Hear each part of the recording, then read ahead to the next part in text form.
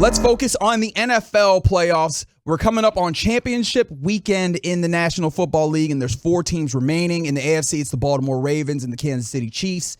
In the NFC, it's the San Francisco 49ers and the Detroit Lions. What do those 4 teams tell us about this season? Now, you can always text in your responses, 877-881-1053. Blake, I'm interested in hearing what you've got.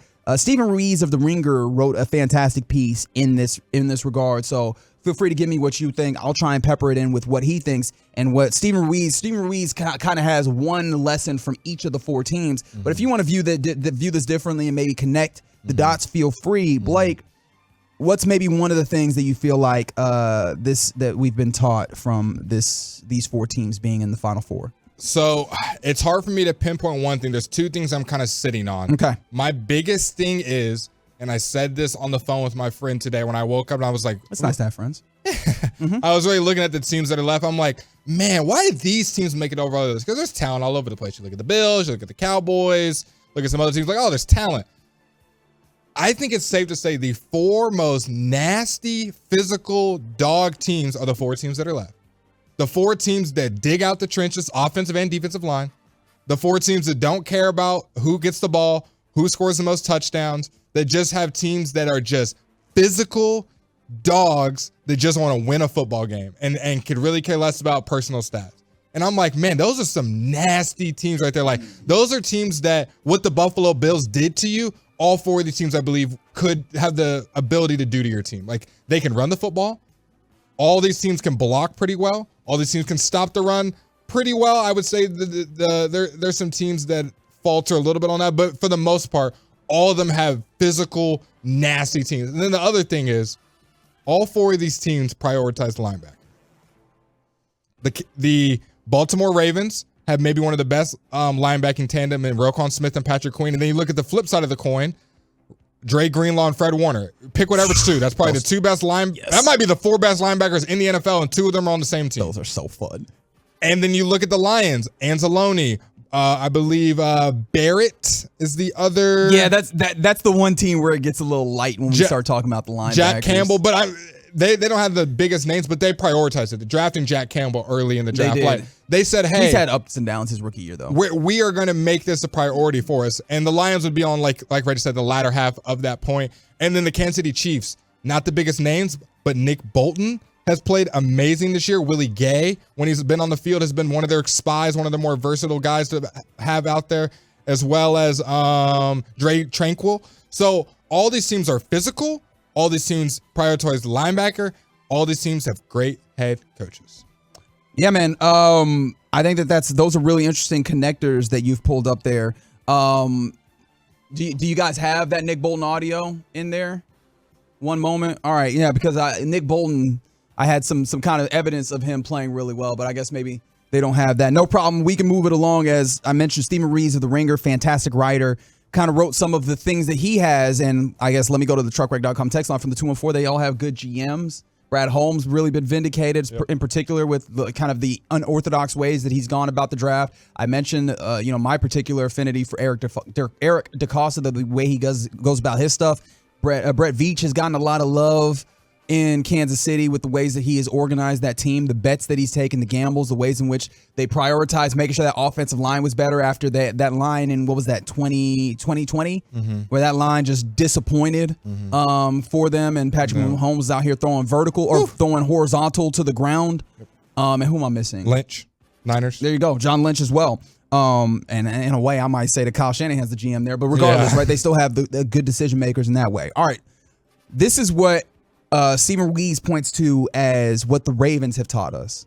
The NFL team should scour college football for more coordinators. Yeah. You see the ways in which That's a great point. Their offense had been really problematic. It was really one-dimensional, which was great in the regular season when they had Greg Roman. Yep. Greg Roman will draw up a effective run game that'll work for at least 2-3 seasons. Yep. And we've seen him do it multiple times, right? And it worked with Lamar Jackson. They were able to run the football, but what that did not allow for in the postseason was them to come back from games. Yep.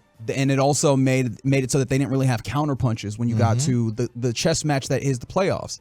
in walks Todd Monken, who has previously worked in the league in the NFL, but was doing fantastic things at Georgia. And I mean, Mike McDonald also called a Michigan defense at one point as well. I don't want to ignore that as well. Both of these guys are schematic advantages for your team. Not I just 100% agree. Yeah, they don't just have good systems. They are schematic advantages and game planners and play callers. And that might be the thing that is very evident when you look at the Ravens. They've been dominant because they have great players, but those great players are put in positions where they have an additional advantage because their play callers are doing good things for them. The room for error is increased when you have a coach like that. Absolutely. One guy's out of position, the defenses are falling apart. It feels like, not to mention the Cowboys too much, but it feels like with the Cowboys, one player makes a bad call or a bad play or a misread, it's a touchdown, a 50-yard gain, you're getting blown out. The Ravens, we just don't see undisciplined play. We don't see big splash plays against them very often. Against the 49ers, they find a way to just lessen that error room right there, where if something has happened, it's not the end of the world. So I agree. Great coordinators, great GMs, good structure. Yeah, and I think, someone might be able to look at that and be like, okay, just because Todd Monken and Mike McDonald came from, college means that you should look at that. No, I think also one thing we're realizing in the pros and in football in general, it feels like a lot of the schematics that we're, pushing forward in football filter from college up. Yep. Right? We saw the way that, everybody's pro style. You saw the spread offense is really evident in college, and that's filtered up. And I mean, obviously there's all sorts of other things. RPOs we saw filter up. That one was a crazy one because that wasn't being heavily used in the NFL. Next thing you know, you have to use RPO. Why wouldn't you have a run pass option? And so a lot of times we're looking, in the league, and that's good. But sometimes maybe you look in the college ranks for, smart schematic play callers when you're looking for, your next offensive defensive coordinator. How about this from the 49ers? And again, this is per Stephen Ruiz of The Ringer. The things that we are learning from these Final Four in the NFL. The Niners taught us you can't overpay for a transcendent player no matter the position. Do you agree with that? Because this is based in some ways off of how the Niners rank dead last in spending on the quarterback position, right? Obviously, Brock Purdy. Do you agree with this, or do you feel like this is a stretch? This one's a little bit of a stretch. Now, I don't think Brock's terrible, but they got a little lucky there. Great system. I think he's made his due diligence, but I don't think they would purposefully. The plan was not to draft Brock Purdy, and they had no plan, and he was going to be the starter the moment they drafted him. Right. I mean, they used first round pick, capital trying to get Trey Lance to. So, but hey, maybe they walked into that. Maybe that's something that we hold on to. Maybe that's something we discard. Fair enough. How about this from the Detroit Lions? Detroit Lions taught us a great offensive line can overcome a middling quarterback. That's a great point, and. I haven't really thought about it in that angle because I would say they have the best O-line in football right now. Would you agree, Detroit? If it's not the best, it's the second best. Yeah. If it's top two. Yeah. They got a great O-line, so that it gives Jared Goff, he doesn't have to make these high pressure throws, these high situations where he has 20 guys coming at him and has to make this split decision. I like that. Yeah, I would agree with that. It allows you to utilize play action, which we know is effective. It's a very effective tool in the NFL. Even if your run game isn't great, we've seen the studies and the analytics point to the idea that play action works. If you have an offensive line that's capable of blocking up, that allows you to get into play action situations as well. And Jared Goff, I wonder how much of this is Jared Goff, because Jared Goff is just a really good quarterback in those protected circumstances, and he turns into like an abnormally bad quarterback when he is not protected. I wonder how much of that, kind of juices the numbers on this. Yep. But the fact of the matter is a great offensive line is always going to help a very good amount. And you're seeing that with the Lions also in the ways that they're able to run, man. Obviously, Jahmyr Gibbs is a very talented runner. David Montgomery is a talented runner. But they get that much better when your offensive line looks the way that this. I mean, hell, you have Penei Sewell out there lead blocking. You could be a great running back. You could be a so-so running back. You're picking up yards, and I think that's some of the things that we're talking about. What do you think here. about this from the 2 and 4? They said, Dak has had an O-line and still hasn't produced. Dak has looked fantastic when they had a really good offensive line. But I know that there's a lot of ways that we want to talk about Dak Prescott and these Cowboys in this. I think that you can absolutely see the ways in which the offensive line has been very good especially early on in his tenure, and he has produced at a high level for sure. I think there was times where he was playing pretty well, and you have other circumstances. The Cowboys are weird because it feels like a whack-a-mole. What gets addressed and something else pops up. Yep. But regardless, we continue. We move. How about the Kansas City Chiefs, the fourth of the 4 teams in this Final Four? The Kansas City Chiefs taught us that through an elite quarterback, all things are possible. 100%. That's the one you can stamp, take it to the bank. And that's how I felt kind of with the Houston Texans, tying them to. I was like, don't got the best roster, got some issues on there. CJ Stroud's out there, D'Amico's out there, same with Kansas City. Didn't love the roster. I think almost every single one of us on the show did not have them going this far. Did you? I didn't have them going this far. I knew they'd be in the AFC Championship middle through the year when I saw how they were playing. I was like, no way. We got the Bills, you got the Dolphins, you got the Ravens. Like, there's no way they're going to be here. Probably not. And they find a way to do it. But this is the tough thing about it, right? Like, obviously, Patrick Mahomes has been fantastic, and he is a large reason why they're there. One of the bigger reasons why they're there, and I do indeed mean bigger reasons, that defense has been very, very good. Top 10. Right? And so, like, I do think that it's tough because all of these things have some level of caveats within them, and they're not absolute. But one thing you definitely see is the ways in which that defense carried the team for various points of the time during the season. I mean, Patrick Mahomes was out here lashing out at officials and all sorts of different people when you knew he was mad at his wide receivers.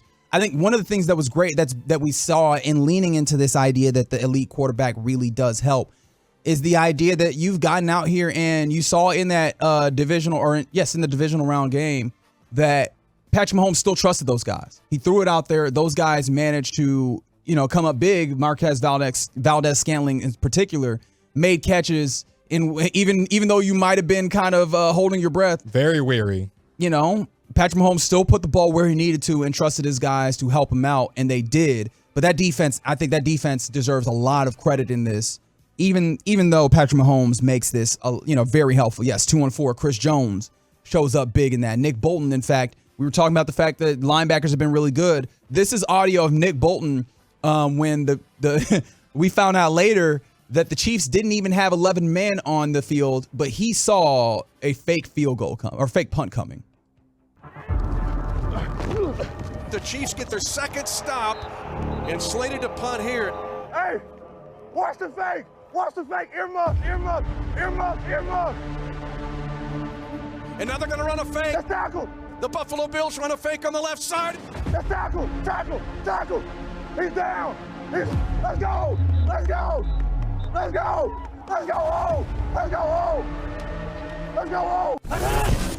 So there you go. That's courtesy NFL Films. But yeah, that was Nick Bolton calling out the fake field goal or the fake punt. I keep wanting to say fake field goal, fake punt. And that goes to what you were talking about with like great linebackers all the way across this one. They're the brain of the defense. They're the ones usually getting the play call in their helmet. You got to have smart guys out there. Physical is great, and I want dogs, but you got to have guys that have been in that position. Like, hey, this is the adjustment. Hey, they're doing this. Here, look at the wide receiver splits. They're going to run this versus just instinct guys. That's great. But when you get to the playoffs and you got Patrick Mahomes checking, oh, yeah, okay.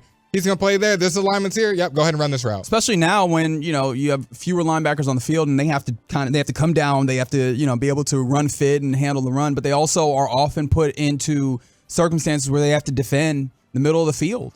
And, you see the ways in which teams that can defend the middle of the field very well put quarterbacks in a bad situation, and teams that can't, allow them to feast. And so, yeah, those are some of the things that we are taking away from the Final Four in the NFL. Chiefs, Niners, Baltimore Ravens, and who am I forgetting? Detroit Lions. I don't want to leave them out. Let us know which one we missed. 877-881-1053. Text us. What do we miss about these teams that we learned that are left in the playoffs?